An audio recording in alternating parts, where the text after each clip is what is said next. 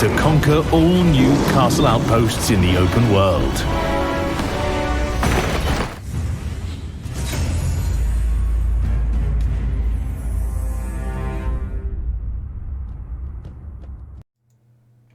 Welcome to Albion TV presents the AO Daily Show, your source of real news in an unreal world, keeping you up to date on the latest news, events, and the great community of Albion Online. Today is Tuesday, the 6th of August, and I am your host, Shozen, and with me today is the very air-conditioned Bogul. Or is that a fan, man? What is going on over there?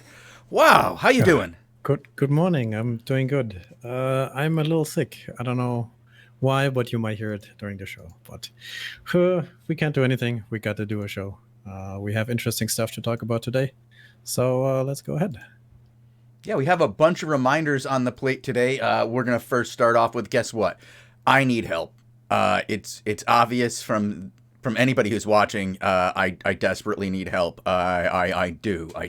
I need a new caster on Tuesdays. I need to get one of you guys out there in Albion land who's good at GVGs and wants to get their name or face out there, or just a little bit more experience in the world of Twitch.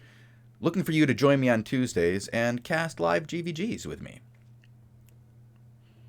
Cool. What do I need to do that? Just say hi, Shozen. I want to. That'll work. Yeah, that's a good first step. The first thing you want to do is contact me on Discord, Shozen #4236, and then we'll have a little bit of discussion, at which point I'll say, hey, I need you to send me a clip of you casting a GVG, because what I'm looking for is a guy who can do play-by-play, technical play-by-play, and have zero strikes against them in the community. Like, no mutes, no kicked off of Twitch, none of that nonsense. I need somebody who knows what they're doing and has a reputation that is stellar. Cool. Yeah. Okay. Other news reminders today. What do we have? I see we have the Invasion Day that was over, or that happened on the weekend, and we just want to let everybody know very briefly that you can watch these streams back on Twitch. The VODs of them are online, and you can just look in the videos section. You will find them there. But now, on to the more interesting things of today. We have a reminder that there will be a stress test on the staging server. We have heard in the past that the Albion team is planning to move their infrastructure. They had some server issues in the past, and as a consequence of that, they have decided to move, and they need to test this kind of infrastructure tonight. This is more of a reminder for everybody who's watching us live. If you listen to us later, that will probably be over already. But if you listen to us live on Twitch now, the test is planned for 19:15 UTC today on August 6th. You could already go ahead and download the client for this stress test. It's just you open your client, your normal Albion client, and then on the left you select the test server thing, and then it should download it. It says test server staging. Yeah, it should be fun. I'm gonna try to catch it. I asked if we should stream it, and he was like, "Don't do that. We don't know what's going to happen. This is a test. This is only a test." So they're testing. I'm up for some testing. I want to see how it goes. And hopefully it goes well. And I'm going to be there to try to find out how it does. All right. The cool thing about it is that they should have some portal, not portal stones, but stones that unlock all your abilities. Yeah. So you can just hop on there and unlock your whole character, all the weapons. And there should also be special stones, GM stones, where you can just make equipment. Make equipment. Try it out. So I think it's time for us, if after the stress test, maybe Funstealer will, stay on and get a bunch of people to run an event for us, and we'll be doing some battle royals. Yeah, Funstealer, you heard it. Event time, baby. We're gonna get our 400, go out there and bang. This is the only way I can get to 400 on anything. So, looking forward to it. The last time they ran one, as in Conflict ran one, I had an absolute blast, and I'm really looking forward to Funstealer really putting together another one of these fantastic events. But Bogul, this weekend was huge. We had our Invasion Day on Saturday, and it was the kickoff of Season 7. That means that people are fighting already, aren't they? They're getting points. Things are happening. Yeah. Are Guerreros still in first place, Bogul? That's what I need to know. Are Guerreros still in first place? They were yesterday because there was a weird bug with the season rankings display. They are hard at work to getting that fixed, and there should be a patch to correct these standings very soon. We don't know exactly when that patch should go live, but probably Wednesday, ? And then these should be in order again. All of the points are getting collected properly, so you don't need to worry about that. The display is just a bit off. Yeah. Yeah, they're still a little bit off, Bogul. I'm looking at them right now. It still says Guerreros are in first, which in my heart, Guerreros are number one. I gotta tell you. Pretty good. Even Juventud. All right. So, Bogul, as you can tell, these points are a little off. We've heard that they made a post on the forums. They know that they're off. They're going to be fixing them. This should happen anytime now with tomorrow's maintenance. That was yesterday. Shoot. No. Fix it. No. Put it back on the other side. Thank God. They didn't go up there very long. Nobody saw that. Okay. So. But you mentioned people already. They're fighting. Trying their hardest and fighting and taking over things and competing. You had a little special stream I saw on your... Yeah, we did have a special stream last night. We streamed both city fights last night. There were 2 city fights as both Fort Sterling and Thetford were under attack by the notorious 1PG, the guild solo mid alliance that is... both at the same time. And they actually brought 2 teams. They fielded 40 people. Wow. And guess what they did? Against the Money Guild B team, they actually were able to claim victory, which was really impressive, considering they do not have, I would say, the... What is the word? The historical They're not as well known or as strong as Money Guild's, usually thought of. Money Guild, you think of the likes of Derek and Bodaville and Lissy Tank and Cargera and Sam Hexo and... Wait. And 1PG just went ahead and stomped them? No. Well, yes. No. Yes. What? Yes. Wow. Yeah, but they didn't show. They didn't show. The B team showed. The NAB team showed, and there were a lot of guys who showed up and fought for it, but they were not the A teams of Money Guild's GVG forces. And that pretty much allowed 1PG a easier path to victory. It might not have stopped, if those really good guys were there, it might not have stopped 1PG from getting victory. They won. We have to give them the credit for winning. That's where they get the credit. They won that fight. Money Guild's A teams weren't there. I hear that they were GVGing according to chat, and that very well could have been the case because we do have condensed GVG timers at the same time as those cities. It could have been interesting. It's going to be interesting to see. Yeah. Okay. So Money Guild, saying that there might be an overlap. Okay, cool. But here's the thing. Well, I'm hearing that there was this... real news is happening right here in chat for us. Thank you guys for updating us live. We heard that Money Guild was fighting in different GVGs while their city was under siege. They had 3 fights. They lost 3 fights. But then, with 2 retaliates, they were able to get them back, 2 of the 3 back, with the same team, because, retals. So, remember when we said just a couple of days ago, will retals be a problem? I don't know. We'll wait to find out, and Robin, take note. All right. Okay. Yeah. So that was cool. I'm enjoying the new flag, the new owner on Fort Sterling. Let's see how long they can hold it. Well, that's the thing is I think that Money Guild's going to get some content coming up. That's what I think is happening here. Money Guild's got some straight content coming up, and they're going to enjoy this because definitely 1PG will show to defend. And if Money Guild brings a better team, they'll have a really good shot at defeating them, and it'll be some good action. Those are 2 pretty good groups. I'd like to see it happen. So if you have the time, you're saying there will be more streams on this very channel? Oh yeah. Oh yeah. I Cool. will. I'll show more Cool. city fights. I love city fights. They're my favorite thing to show. Nice. Okay, cool. Let's move on to community moves. Community moves? All right. Moving on to community moves. Okay. Great. Now you've got me doing cow noises. This is going to be dumb. All right. Yeah, if you haven't heard, I reached out to a few guilds for statements for season 7, for their goals, for any official things they would like to say on Albion TV, anything they would like to propagate to everybody. And I have got a few responses. Today, I want to read 4 of them, because 3 of them are very short and, very brief. And I want to couple that with a reminder for everybody that if you want to have your statement read on this very show, whether that be about your guild, your alliance, your special interest group, you can just approach us and we will literally almost read anything for you.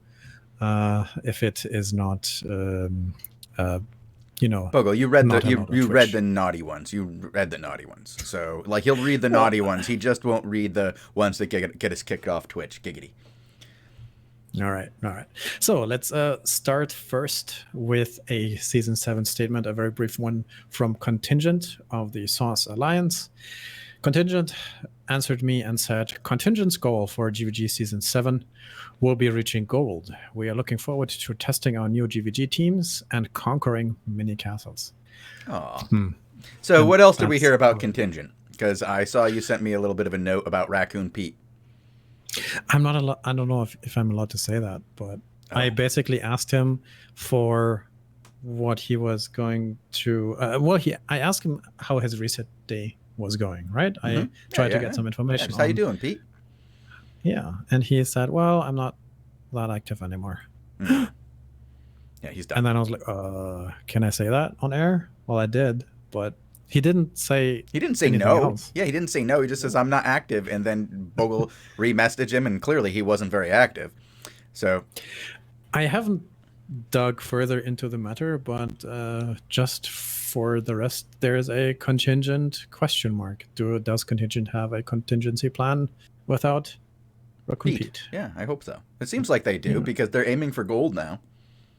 Maybe that was their contingent. If Pete's here, we're going for crystal. Shoot. Let's go for gold. Chad says they're doing fine. Okay. And I believe that. I believe have Chad. Another statement from Conflict of the Squad Alliance. And this seemed to be a troll. So it's I just got as a response. Yep.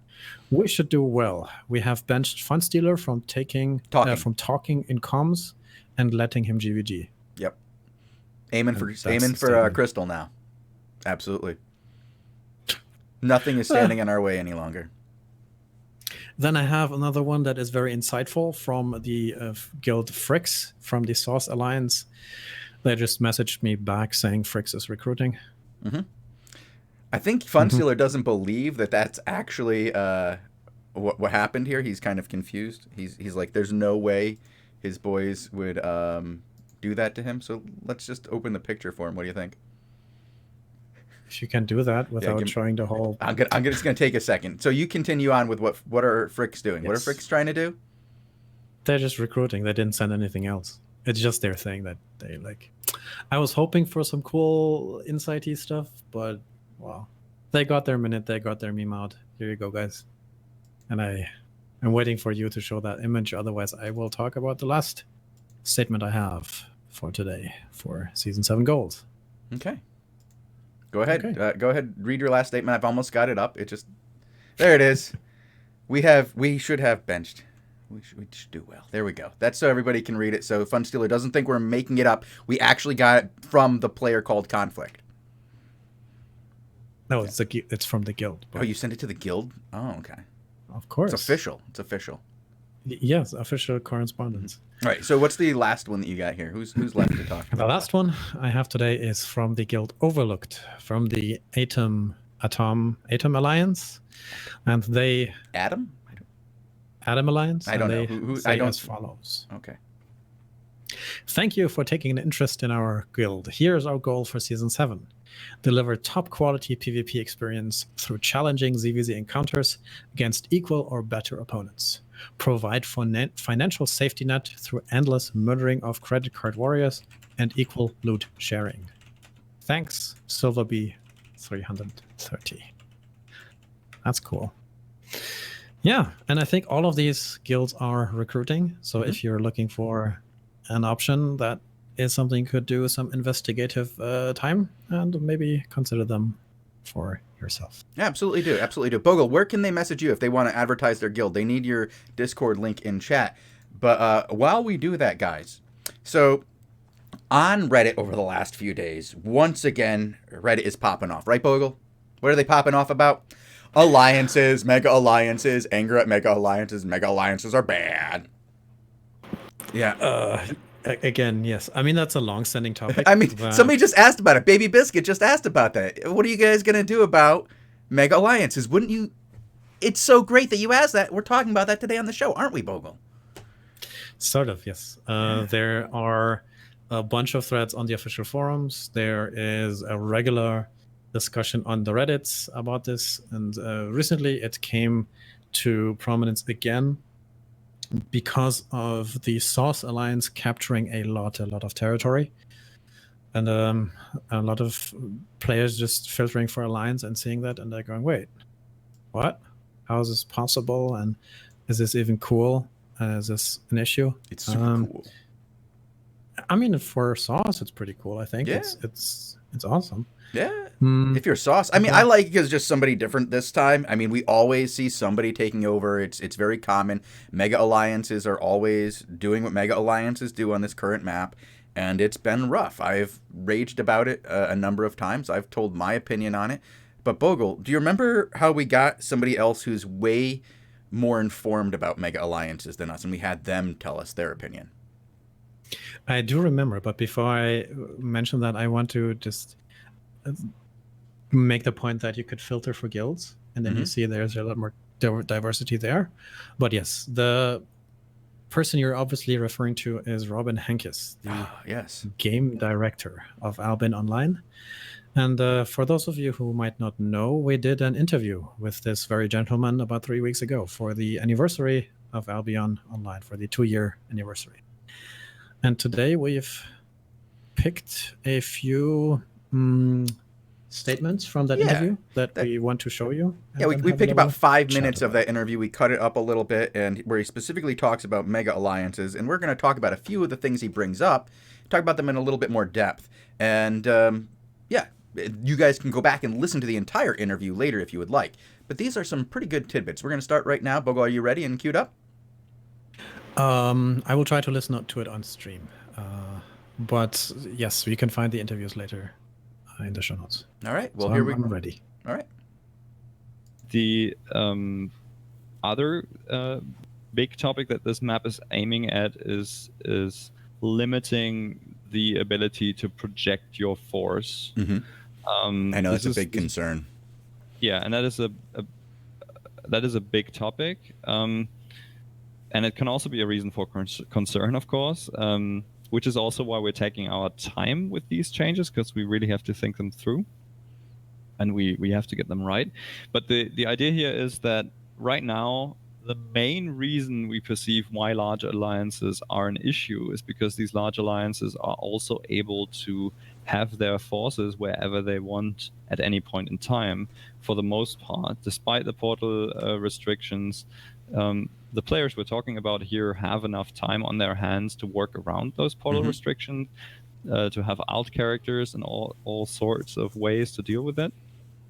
So the idea of the new map is to stretch things out a bit, base people actually in the Outlands and give them a range in which they can be active, basically, and to put some systems on top which effectively limit the ability of guilds and alliances to be active beyond the sphere of where they actually actively play. Okay. So there's plans for something we're calling the influence point system, which basically is points which accumulate locally when you're active in a particular region, and you can push those points up also by being active in PvP objectives in a particular region, but it doesn't mean that you can't really conquer things that are far away from your from your core activity of your zones. Yeah. activity. Yeah. Okay. So that basically is a core part of the plans of limiting the ability of these super groups to just take the castle that you're close to, or to take the territories that you're close to, and they aren't. So we think that the new layout and the new systems will probably still have some super groups, and it will still be your choice to join them, but there should be a lot more ways to play and enjoy the game despite these.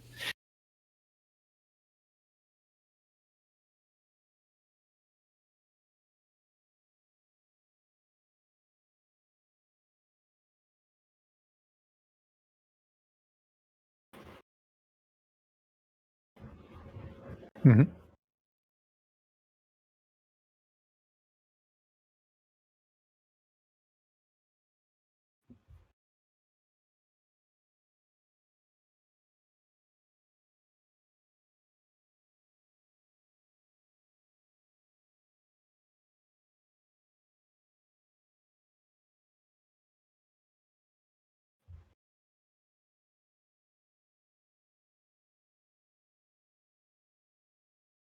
Thank you, guys. Sorry about that. Thank you for informing me that I was muted. It's a little bit of silence there. Yeah, what I wanted to talk about here is something that was overlooked the first time we did the interview, which was the additional system of the influence point system. Now, we have talked about how, in the past on this channel, about how we would like to see influence, activity in an area, actually be either linked to how well that zone provides you with resources or defense or something. Or in this case, something that Robin brought up was this, actually the influence allows you to attack. It's how you hold resources and attack, is from what I understand from this. And by having activity, specifically PvP activity inside of the zone, you actually allow yourself the ability to attack. And more importantly, it stops people who are not active in a territory from attacking that target, such as a castle, and getting the season points for attacking a castle that they have no influence over. They don't actively participate in the zone. They just once a week or once a day run across the entire map and go and attack that castle and take it out.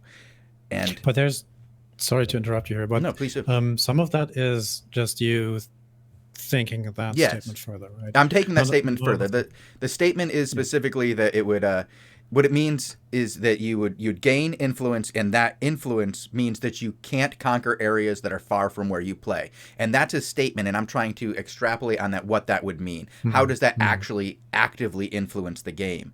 And what it sounds like to me is, and I wish I had pushed him further on this, is that your activity allows you to gain, like, I think of it as a war camp. I don't know if that's the way that it works. Like, if you were to not be active in your zone, you'd maybe no longer have influence, so you wouldn't be able to attack out from that zone. Maybe you need influence to attack out of it. I don't know.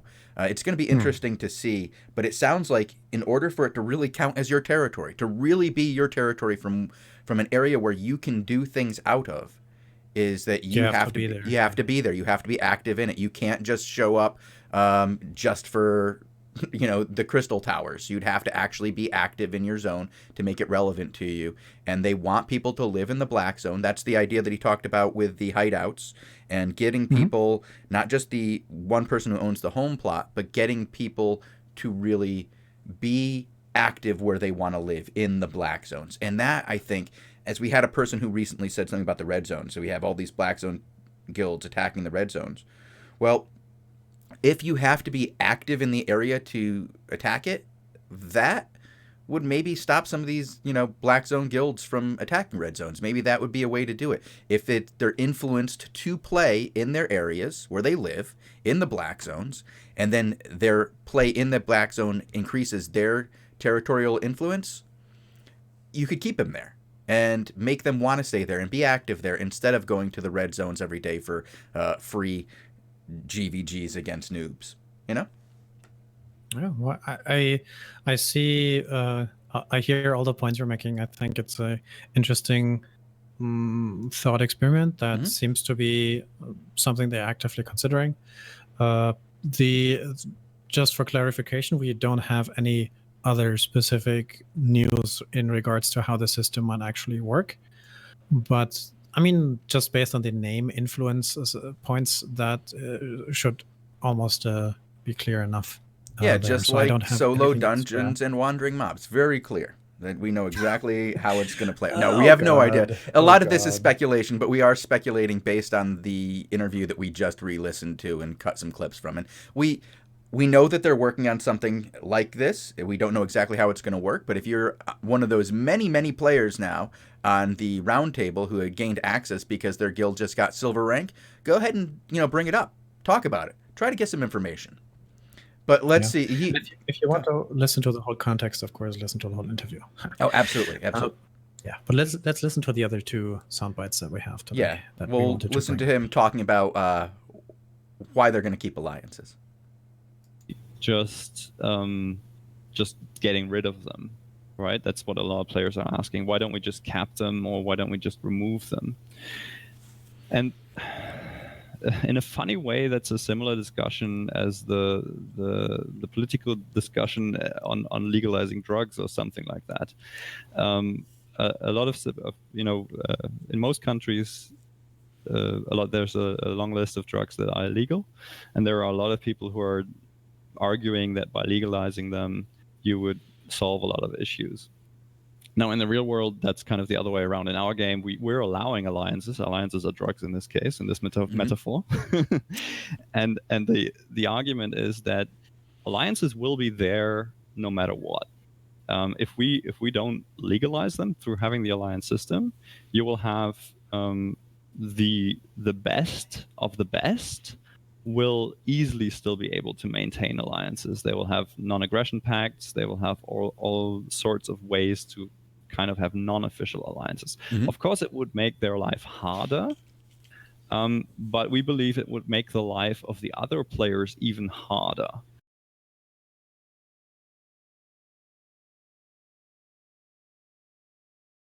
Here he talks about a very important part of this, is he mentions that part of the reasons why we have alliances is because the other guys would get around them. They would really, really get around the cap. They are so knowledgeable about this game that the detriment to cutting out alliances might hurt them, these super groups, a little bit, but they would figure out how to, with using naps, how to get around that. And they would just create the group again, and the people who would suffer the most would be the people who are newer, who really don't have those skills. And he goes into it a little bit further and talks about more of the advantages of alliance in just a moment. We're going to bring that up there. Well, do you want to say something while I find that cue?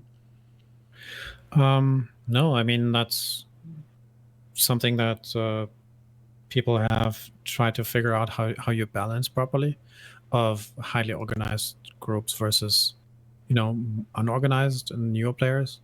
And I think I tend to agree with that notion. That gets overlooked sometimes in the discussion because some of the newer players don't actively participate in the discussion yet. So sometimes I feel like the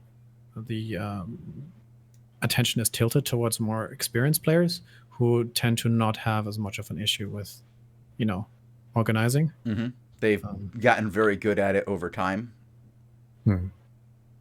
And that's the second thing that I think we want to play as well for the alliances. Yeah. We finish on the advantages of alliances and why we think that, and why we're sticking to the concept. To us, the advantage is that Albion's a very group-focused game, right? A lot of activities need you to be a part of a social group and to find other players to play with. And alliances are a really good way for players to get started in that sort of group play. Absolutely. They are almost a guarantee that someone is going to be online that is friendly to you and that you can play with.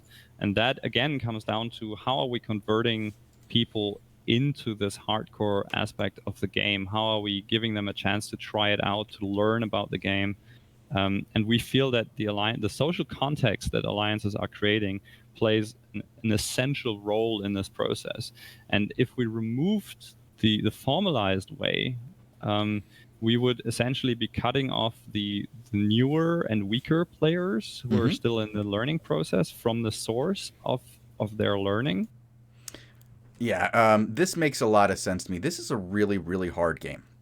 It's super, like, difficult to get into if you're a new player. And it can feel like everybody is literally against you until you find a group to play with. And even then, it can still be very daunting. You really need other people to go along with you, teach you the ropes, and get you involved. And with just joining a small guild, oftentimes you'll not find anybody even online. Even in a higher end guild, you can still find nobody on and nobody really there to teach you. But if you are an alliance, you're almost guaranteed to find somebody. Yeah. And we wanted to bring up this part because, as I already said, we kind of feel it's a little bit overlooked in the discussion. But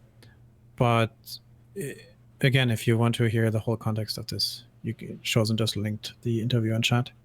And for those who are listening, you can find that on SoundCloud /AlbionTV, and then the Robin Henkys interview is in there.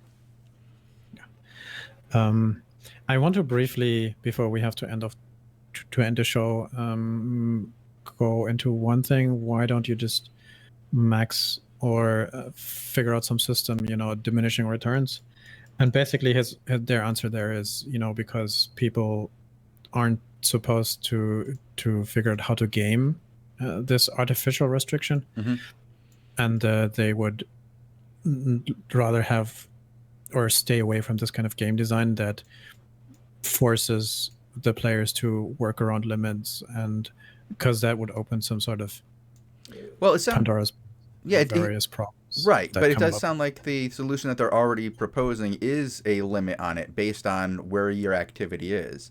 And so it does sound like they're proposing a limit. One, though. But it's not, it's not based on the numbers of people that you have. It's not based around something that will hurt, there are a lot of guilds out there that are, or alliances out there that have a lot of players where the activity level is lower. And if you were to punish them for their numbers instead of their activity, you'd really be punishing a lot of people who are just looking for a place to play. And they don't want to do that. Like if you look at Arch, for example, a lot of those guys are just looking for a place to play with a bunch of other people, and they find that. Now, Arch is not necessarily going to be able to use its numbers to make a huge impact on the world, because they don't have as high level of activity as some of the other alliances out there.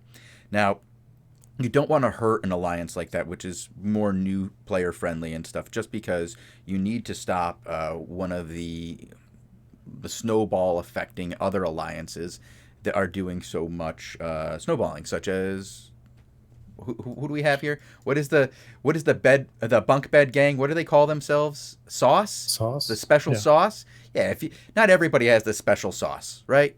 And so you might not be able to conquer a world no matter how many guys you have. But they want to make it more about where you are is where you play, and where you can have influence is what you can take. And I want to see how that works in the new map. And I'm not going to, freak out about alliances every time there's an invasion day and one person gets a lot of territory. I'm going to wait and see what happens with the next two phases of this, and see how it goes. And I'm looking forward to it. But Bogul, guess what? This show is over. But that's not the end of Albion TV today, is it? No. We still have we don't have the overtime show today. No overtime show. We have something better. Yes, we have yet another interview with you. Who are we interviewing today, Bogul? Mither Syria, the new community manager. Yeah, we had a nice interview with her about a week ago. It took me a little while to get it edited, but now it's up, and I'm going to play it for you in just a little while. But we're going to go away for about 2 minutes or so, and then I'm going to pop this thing back online, and I hope you guys enjoy it. And until tomorrow, when you'll see us again at 18 UTC Try to stay classy, Albion.